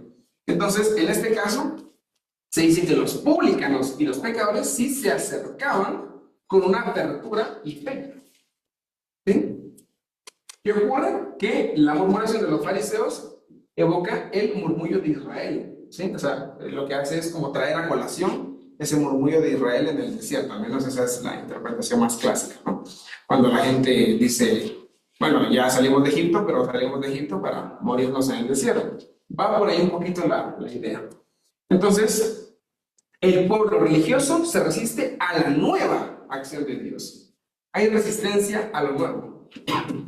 Ya ves, mira una película que se llama Ratatouille, ¿sí? De un ratoncito que es chef. Y al final de esa película hay una frase de un crítico de comida, donde dice, lo nuevo frecuentemente es tratado con hostilidad, ¿no? Lo nuevo constantemente es muy apedreado. Lo nuevo es muy vulnerable. Lo nuevo necesita amigos, dice la frase, ¿no? Y eso es cierto, ¿no? Aparece algo nuevo y como es nuevo, cae mal, somos reacios a lo nuevo. Y en este caso, el pueblo religioso se resiste a la nueva acción de Dios. Y eso es chévere porque en la Biblia tenemos el testimonio de Dios y de lo divino, pero nosotros decimos que creemos en un Dios vivo y que la palabra es viva. ¿Qué significa eso? Que es nueva siempre. Cada vez que la volvemos a leer es nueva, ¿sí? Y como es nueva, tenemos que tener cuidado porque podemos resistirnos a la nueva acción de Dios. Es por un lado. En el verso 24, en esos versos más bien, empieza la parábola, ¿no? Jesús responde con una pregunta retórica. Esto era clásico de Jesús. Hay otra escena donde los fariseos le dicen a Jesús, ¿qué bautizo recibiste? Y Jesús dice, ¿con cuál creen ustedes que fui bautizado? Y los fariseos no saben responder, porque no importa qué respondan, se van a meter a sí mismos en un problema, ¿no? Entonces van con Jesús y le dicen, no sabemos responderte. Y Jesús les dice, pues yo tampoco le respondo. O sea, Jesús era muy de usar esas figuras retóricas. En este caso, él hace una pregunta, ¿qué hombre de vosotros? ¿Sí? Ahí está la imagen del pastor. Hay dos cosas, riesgo y también preocupación genuina por la oveja, ¿sí? Abandonar 99 en el desierto parece irracional. A mí me parece irracional. ¿Qué tal si voy a traer a esa oveja y cuando vuelvo ya el lobo se comió a 50? ¿No? Es cierto, pero expresa la lógica de la gracia y prioriza al perdido sobre la seguridad del conjunto. ¿Sí? Eso está poético, nos resulta. Hay una canción que cantamos los domingos donde dice, deja las 99 y va por mí. Y lloramos. ¿Sí? Claro, tiene su lógica de la gracia, ¿no? Eso es chévere. Vean ustedes estas dos palabras, perder y estar perdido, ¿sí? Tiene una carga teológica, designa a quien está fuera del ámbito de vida que ofrece Dios. ¿Quién de vosotros, si una oveja se le pierde, deja 99? ¿No? Bien. Es una buena pregunta. La hace también cuando Jesús sana a alguien el día de reposo. ¿Quién de ustedes, si una oveja se cae en el pozo, no va y la saca con ese día de reposo? Claro, todos lo harían, ¿sí? Chévere. Versos 3 y 4. El hallazgo y la alegría, ¿sí? Bueno, antes de eso, es bonito que Jesús está peleando constantemente por temas de ley, ¿no? Por temas de cómo se sigue la ley, cómo se cumple la ley. Y siempre pelea de eso, de ese tema, cuando aparecen los fariseos. O sea, gracias a Dios por los fariseos, ¿no? Porque los fariseos llegan a decirle a Jesús, ¿por qué conversas con los borrachos de la esquina? ¿Sí? Llegan a decirle, ¿por qué estás tomando lo que ustedes ya manifestaron en un almuerzo?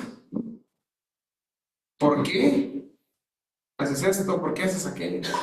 ¿Por qué no vienes con terno a la iglesia? Le preguntan los fariseos. ¿Por qué no usas corbata cuando predicas? ¿Por qué? ¿Por qué? ¿Y cómo así no vas a votar por Novoa si sos cristiano? ¿Y cómo así vas a votar por Luisa? Preguntas de ese tipo serían en nuestro tiempo.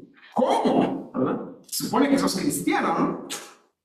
O sea, no alcanzamos a ver el impacto de estos diálogos cuando leemos la Biblia porque no son de nuestro contexto, no son de nuestra realidad. Si lo pasamos a nuestra realidad, tenemos ahí una dificultad. El buen samaritano ya no sería un samaritano. El buen samaritano sería, en nuestros años, no sé, una prostituta, un travesti, ¿no? Un transexual. Para ellos era un samaritano. Pero como nosotros no somos de esos años, no alcanzamos a ver la gravedad del asunto, lo problemático del asunto, ¿sí? El buen samaritano sería un pandillero, tipo todo tatuado que ha matado a 50 personas y que se escapó de la cárcel. Ese sería el que nos rescataría del camino. Ese sería nuestro samaritano. No lo alcanzamos a ver, insisto, porque estamos lejos, estamos a 2000 años de esta historia. Por eso no alcanzamos a ver lo grave que es este asunto, ¿no? Pasa aquí algo similar, ¿sí? Con la ley. Siempre hay una ley establecida y llega Jesús a caer muy mal, ¿no? Miren, era una cosa impensable que una mujer se siente a los pies de un rabino a escuchar su enseñanza. Eso era terrible, horrible, ¿sí?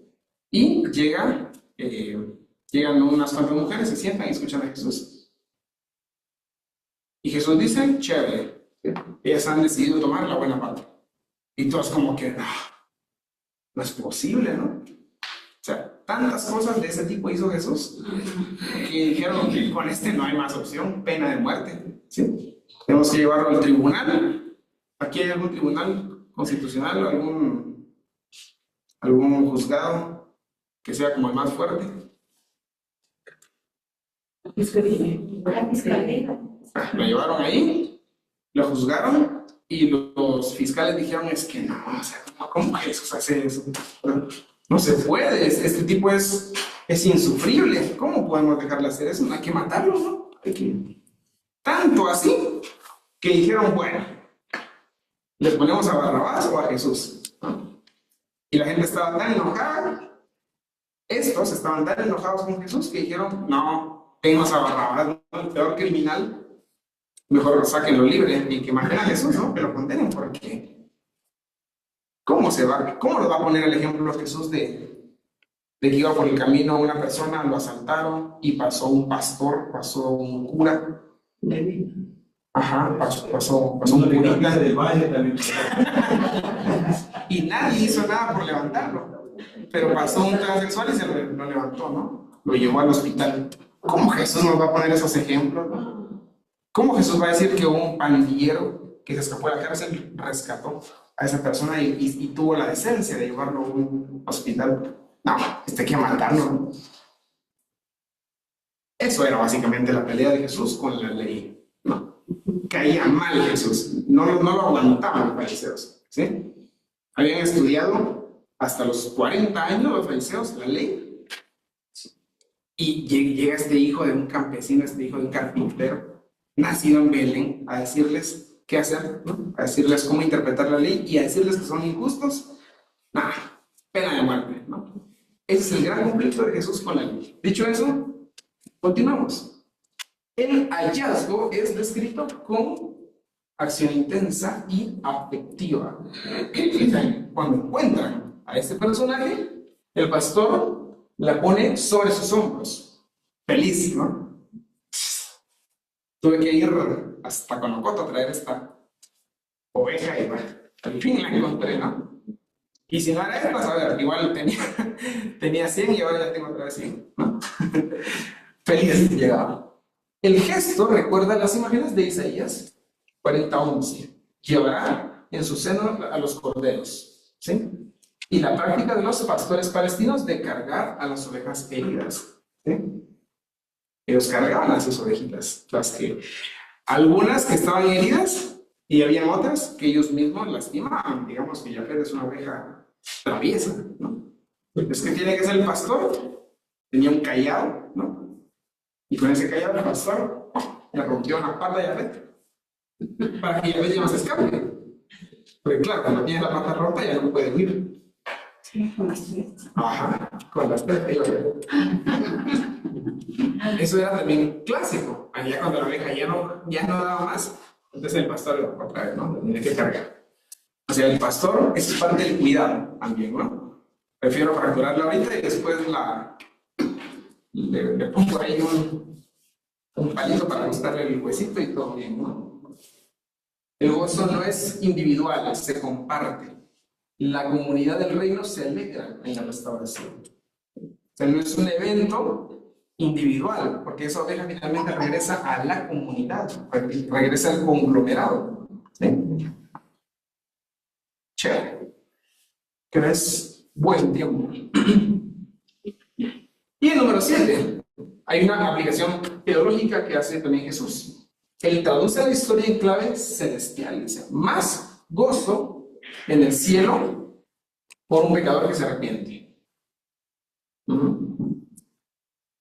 O sea, Jesús seguramente se va a poner muy feliz porque vayamos a la iglesia, porque cantemos y porque lleguemos a tiempo y todo lo demás. Sí, seguramente va a estar que reviente de alegría, pero va a haber más gozo cuando un pecador se arrepiente, cuando alguien regresa al reino, cuando alguien es sincero al reino, ¿sí?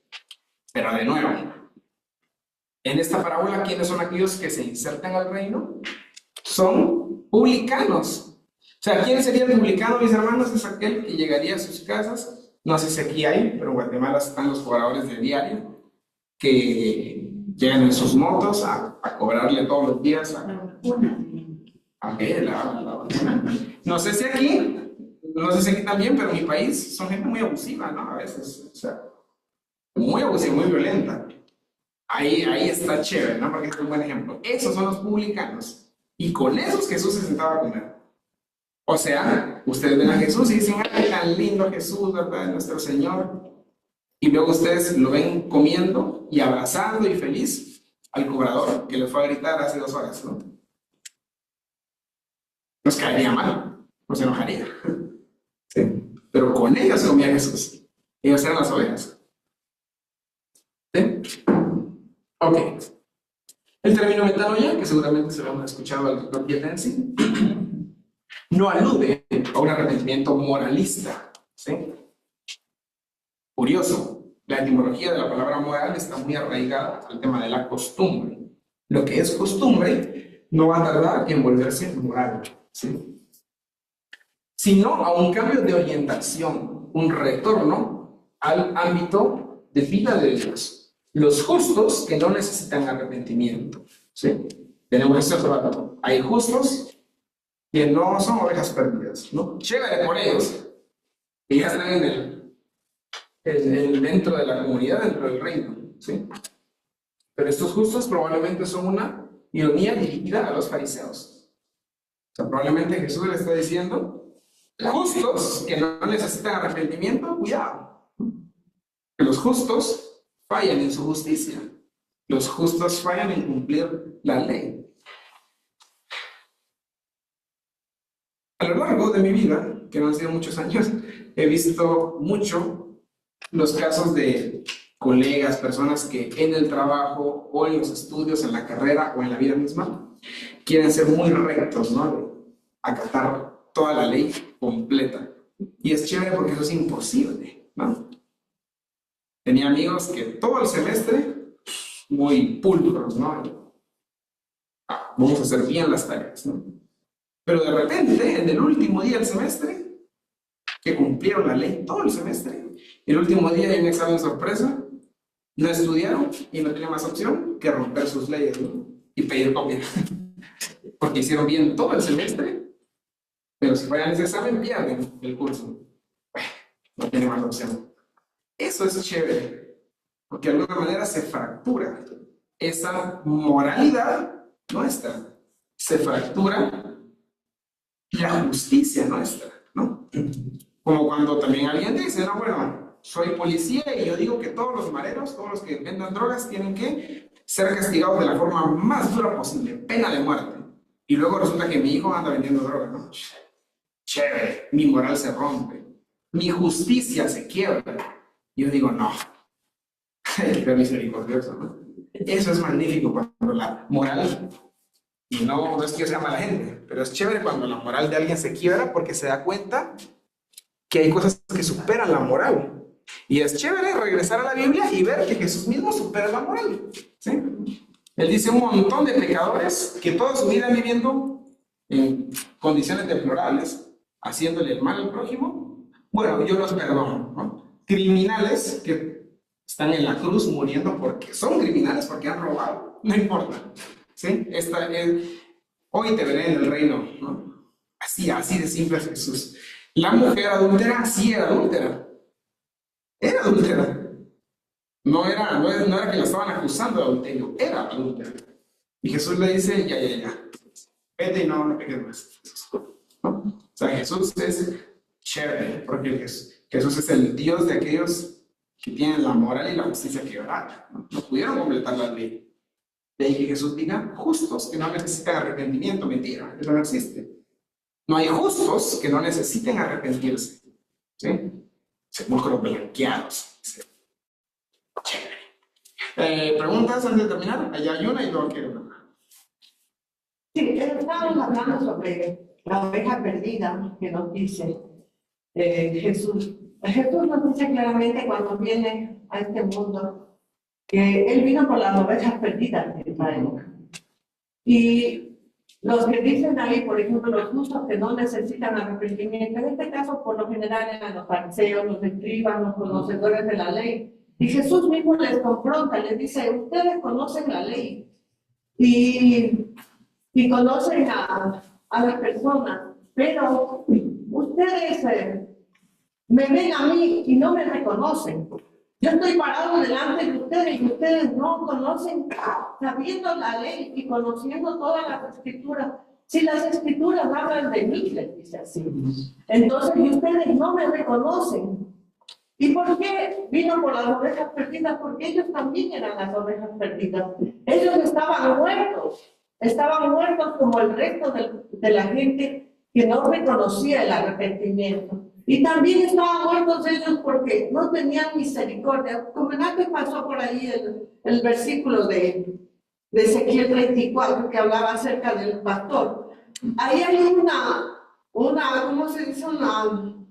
reprensión a los pastores que solo se preocupan de sí mismos y no de las ovejas perdidas. Y también no hay un reconocimiento de parte de los religiosos de la época al accionar de Dios, porque ni ellos no lo reconocían, en el sentido de que Dios, Jesús, cuando vino, Él vino a recoger a la oveja perdida para llevarla a Él. En cambio, ellos conocían la ley, pero ellos estaban con Dios, pero no estaban en Dios. O sea, ellos conocían la ley, conocían todo lo que decían los profetas, pero no estaban en Dios, sino estaban solo caminando supuestamente con Dios, pero no estaban en Dios, porque cuando viene Jesús y nosotros en el arrepentimiento que tenemos, Jesús viene a vivir en nuestras vidas por medio del Espíritu Santo. Entonces nosotros tenemos esa oportunidad, digamos, de tener a Dios en nosotros, no con nosotros. Si nosotros nos volvemos a tener solo, a regirnos por lo que dice la Biblia de una manera moralista, qué sé yo, llena de preceptos y cosas, lo único que hacemos no es estar en Dios, o sea, que no permitimos que Jesús vive en nuestras vidas, sino que más bien le tenemos aparte, nos convertiríamos en unas ovejas perdidas sin llegar a tener a Jesús en nuestras vidas.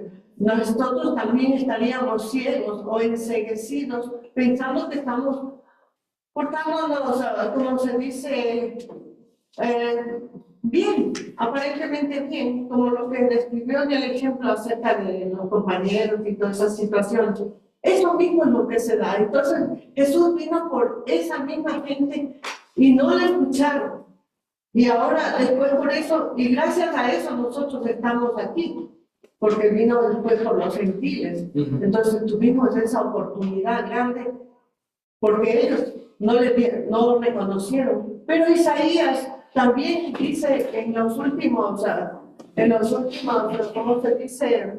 En los últimos capítulos, habla de que Jesús hablaba de un Mesías, que iba a venir, no dijo Jesús, dice un Mesías, un Salvador. Entonces, habla de ese Salvador que va a unificar a las naciones. Entonces, él ya estaba predestinando acerca de que no iba solo al pueblo de Israel, sino a todo el mundo. Bueno, eso lo hacía. Chévere, gracias hermana. Sí, bien, buena idea. ¿Qué algo más?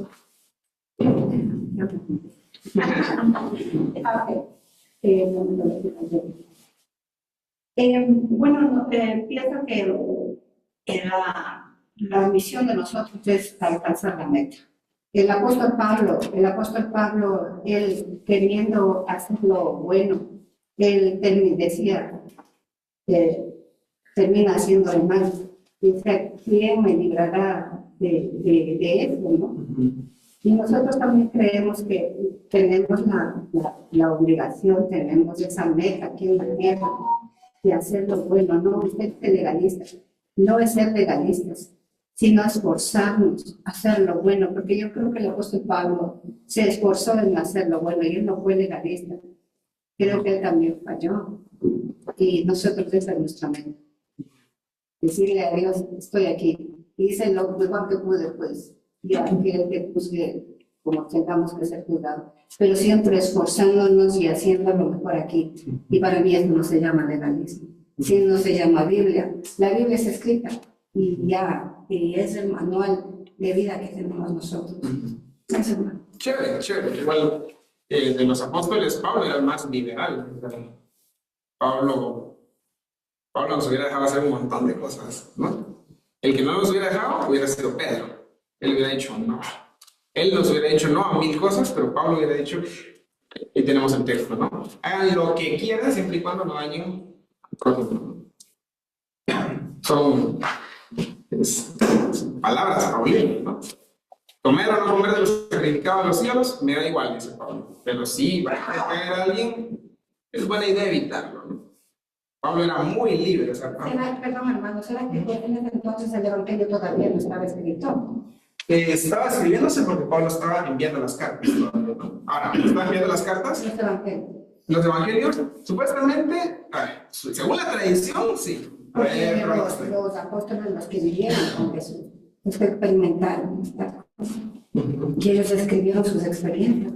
Sí, o sea, la tradición ha dicho que sí, porque el primero que se escribió en épocas tempranas fue Marcos y que a partir de Marcos los demás no tardaron en escribirse, pero esa es una teoría del siglo pasado que ya ha sido un poquito desfasada. Entonces, quedémonos con que ya los evangelios o estaban escritos o se estaban terminando de escribir. Bien, gracias mis hermanos y hermanas por su atención.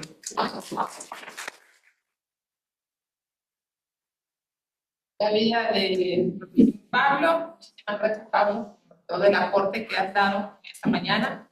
Aprendieron, lo disfrutaron, bueno, descubrieron cosas diferentes. Bueno, excelente. Muy bien. En la próxima semana vamos a tener igual nuestra cuarta clase ya, nuestra cuarta clase de este trimestre con la pastora Olga, así que usted no se pierda por favor esta clase, vamos a seguir aprendiendo sobre las parábolas de Jesús. Muy bien, vamos a orar y nos vamos a